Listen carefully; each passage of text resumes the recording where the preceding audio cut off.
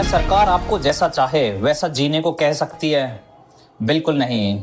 अनुच्छेद 21 सिर्फ जीवन नहीं बल्कि समान पूर्वक जीवन जीने का अधिकार देता है।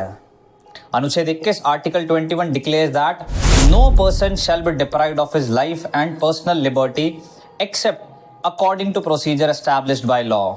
अब ये जो आखिरी के 4 शब्द है ना, according to procedure established by law, यही गेम चेंजर है। आइए आपको लेके चलते 1950 में ए.के. गोपालन के केस में। ए.के. गोपालन एक पॉलिटिकल अपोनेंट हैं जो बात बात पे सरकार की नीतियों का विरोध करते हैं। इसी चक्कर में सरकार उन्हें एक बार डिटेन कर लेती है और फिर ये अपना रिट पिटीशन फाइल करते हैं। कोर्ट ये बोलता है कि इसमें अनुच्छेद 21 का उल्लंघन हुआ है, तो प्रोसीजर एस्टैब्लिश्ड बाय लॉ को समझते हैं। तो कोर्ट ने बोला जब भी प्रोसीजर एस्टैब्लिश्ड बाय लॉ की बात आएगी हम 3 सवाल देखेंगे। पहला सवाल, क्या उस आदमी का डिटेंशन किसी कानून के तहत हुआ है?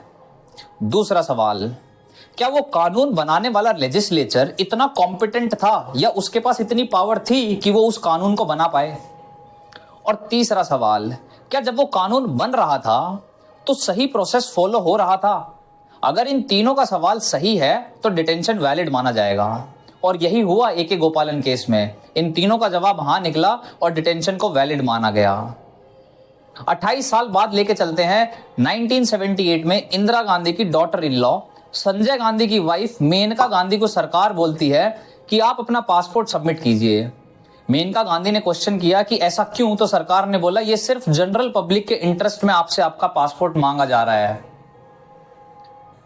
मेनका गांधी ने रिट पिटीशन फाइल की और फिर से कोर्ट ने इन 3 सवालों का जवाब देखा, लेकिन इस बार कोर्ट ने एक कॉन्सेप्ट इंट्रोड्यूस किया, ड्यू प्रोसेस ऑफ लॉ।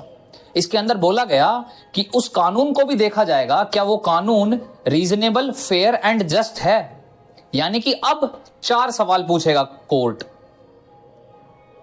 उस दिन के बाद से इस अनुच्छेद में बहुत सारे अधिकार जुड़े, right to life, right to privacy, health, education, information इत्यादि। करीबन 34 से 35 अधिकार उसके बाद से इस अनुच्छेद में जुड़ चुके हैं।